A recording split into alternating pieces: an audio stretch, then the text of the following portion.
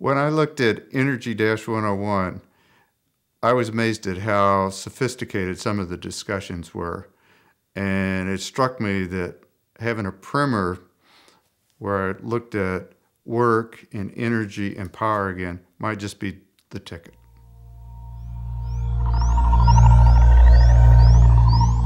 Well, let's start with work. Physicists define work as a force applied over a distance. So if you take an object, say a toolbox, and you apply a force, 22 pounds of force, and you move it 2 feet, you've done 44 foot-pounds of work. Now, in metric, those units convert to 100 newtons of force. And let's say we moved it 0.6 of a meter.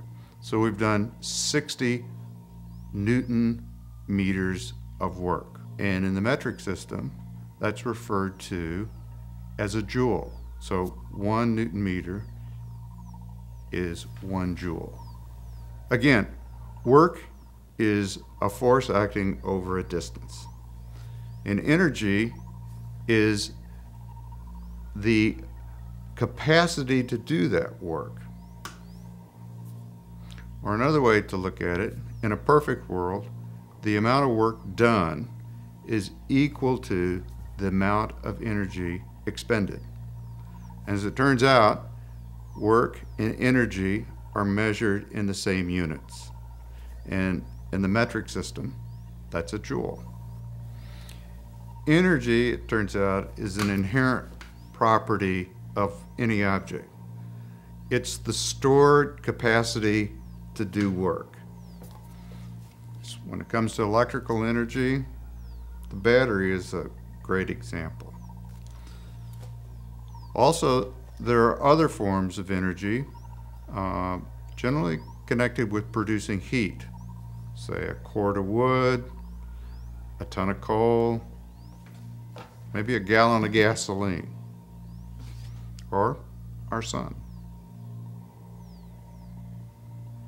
So we've got energy and we've got work done. Now let's see how power relates to them. Power is the rate at which work is performed. So let's take a look at that toolbox again. So if we put a stopwatch to it and we do that 60 joules of work in 3 seconds and divide it, we've done 20 joules per second. That's the rate at which the power has been applied in order to accomplish that work. Now, the basic unit of power, joules per second, is a watt. And the power that was applied to accomplish that work turns out to be 20 watts.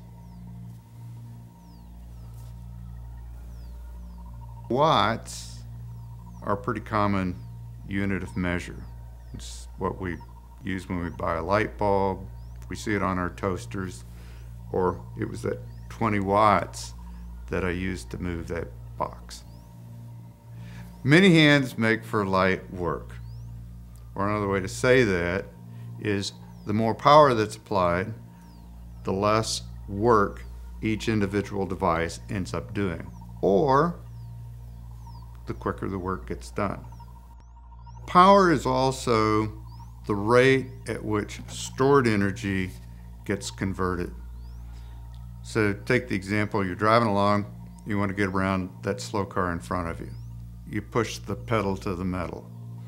And in essence, what you're doing is you're increasing the amount of power that the car delivers to the wheels, the engine delivers to the wheels.